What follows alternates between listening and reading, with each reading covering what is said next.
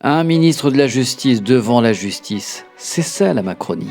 Ce qui est drôle en plus avec Éric Dupond-Moretti, c'est qu'il avait dit lors d'une interview que jamais il n'accepterait un poste de ministre de la Justice.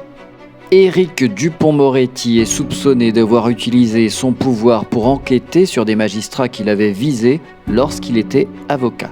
Il nie toute irrégularité, évidemment, et dénonce une cabale politique et syndicale. Il a refusé de se déporter du dossier malgré les demandes de l'opposition et de certaines associations. Le procès du garde des Sceaux, accusé de prise illégale d'intérêt, a débuté lundi 6 novembre. C'est la Cour de justice de la République qui va s'occuper de son cas.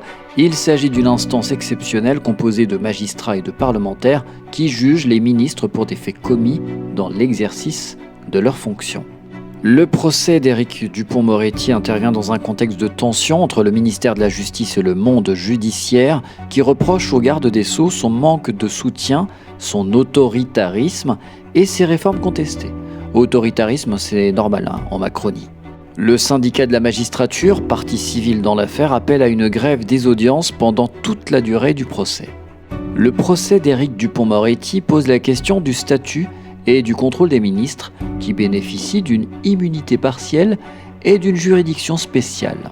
Certains observateurs estiment que la Cour de justice de la République est une instance obsolète et peu indépendante qui devrait être supprimée ou réformée. À votre avis, est-ce que Éric Dupond-Moretti va s'en sortir ?